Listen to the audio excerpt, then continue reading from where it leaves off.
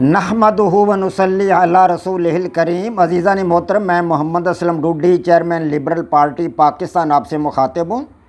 اور آپ دیکھ رہے ہیں liberal party Pakistan YouTube channel. عزیزان محترم، آپ کو پتہ ہے کہ اس چینل کے توسط سے آپ کے سامنے لبرل پارٹی پاکستان کا منشور بیان کیا جاتا ہے، اور میں اسی مقصد کے لیے وقتاً فوقتاً آپ کے سامنے اپنے خیالات کا اظہار کرتا رہتا ہوں۔ عزیزان محترم، liberal party Pakistan YouTube channel آپ کا اپنا چینل ہے۔ میں توقع ظاہر کرتا ہوں اور امید کرتا ہوں کہ آپ اس چینل کو سبسکرائب کریں گے، لائک کریں گے، شیئر کریں گے اور بیل آئیکن کو بھی دبا دیں گے، تاکہ پارٹی کی طرف سے دی جانے والی معلومات اور گزارشات بر وقت آپ کے پاس پہنچیں اور آپ اور آپ کے دوست احباب اور عزیز و اقارب مکمل طور پر ان سے استفادہ کر سکیں۔ عزیزان محترم، آپ اس حقیقت سے بھی آگاہ ہیں کہ لبرل پارٹی پاکستان کے بینر تلے، اس کے سٹیج سے اور اس کے پلیٹ فارم سے آپ کے سامنے ان دنوں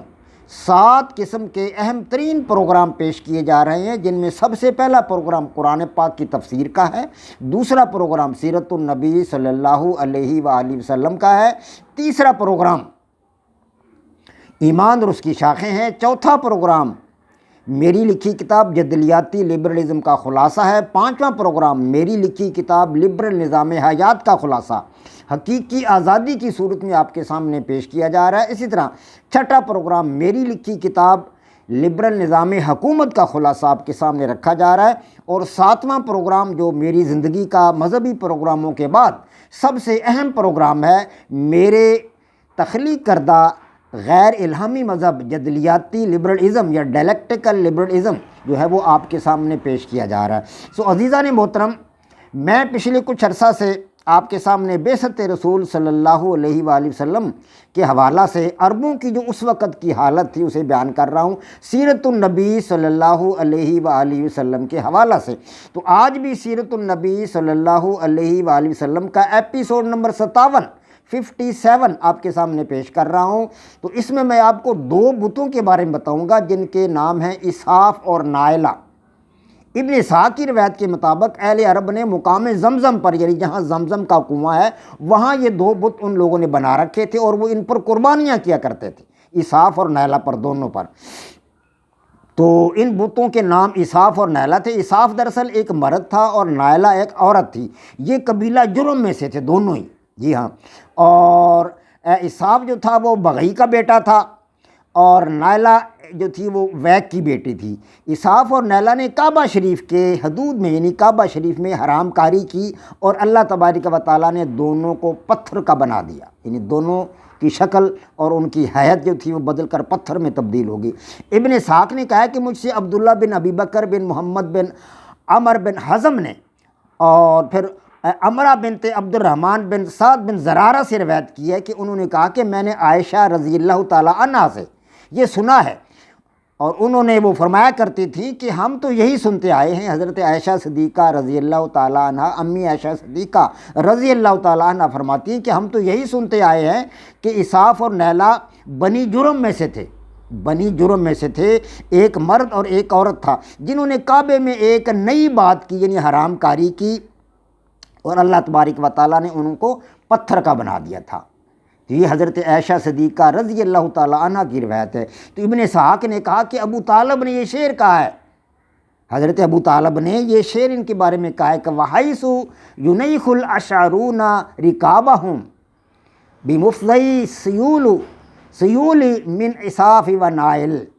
جہاں اشعری لوگ اپنے اونٹ بٹھایا کرتے تھے، یعنی جہاں اشعری لوگ اپنے اونٹ بٹھاتے ہیں، اور اسحاف و نائلہ نامی بتوں کے پاس سے سیلابوں کے پہنچنے کی جگہ ہے۔ مسلم ورخ محمد بن عبداللہ بن احمد ارزقی کا کہنا ہے کہ اسلام کی آمد سے قبل، جب اسلام کی آمد سے قبل بنو خزاعہ کے جد امجد، یعنی کہ اس کا نام تھا عمر بن لوہی، عمر بن لوہی نے عربوں میں بت پرستی کا آغاز کیا، اور یہ بت پرستی کا شروع کرنے کا بانی تھا عمر بن لوہی۔ تو اسحاف اور نائلہ کو بھی اس نے یہاں متعارف کرایا، اور اس نے لوگوں کو بتایا کہ ہمارے آپ کے اور ہمارے جو جد امجد تھے وہ ان کی پوجا کیا کرتے تھے، اور وہ ایسا کیا کرتے تھے۔ تو لوگوں نے اس کی بات کو مان لی،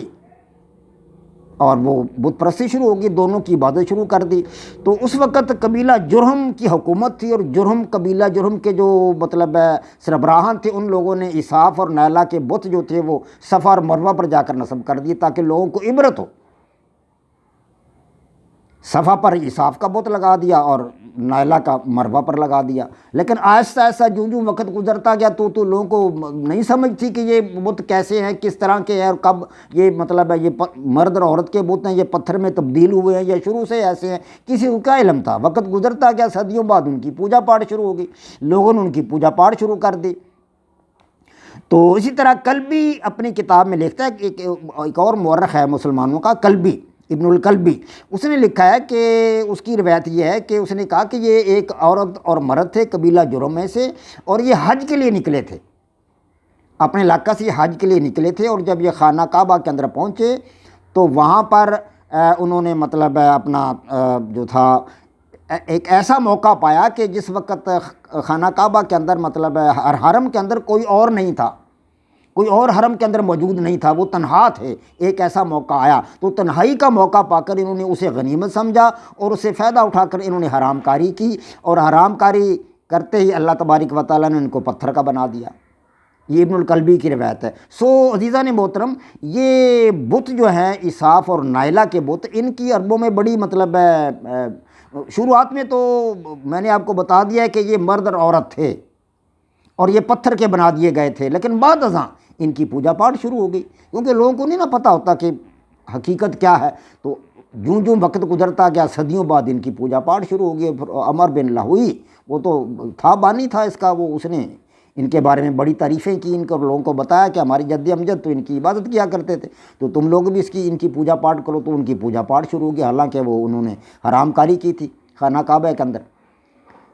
تو اس قسم کی صورتحال ہے۔ عربوں کا جو حالات تھے اس وقت، نبی علیہ الصلوۃ والسلام کی بعثت مبارک سے پہلے عربوں کی حالت بڑی دگرگوں تھی، بڑی دگرگی حالت تھی، یعنی کہ وہ بت پرستی کے اندر تو وہ دھنسے ہوئے تھے۔ اس کے علاوہ بھی ان کے اندر بہت سارے جرائم تھے، وہ بھی انشاءاللہ وقت کے ساتھ ساتھ میں جب آگے آؤں گا تو اس کے بارے میں بھی آپ کو بتاؤں گا کہ چوری چکاری، ٹھگی پلالی، شراب نوشی، جوا، عورت بازی، یہ بہت سارے جرائم تھے جو عربوں کے اندر تھے۔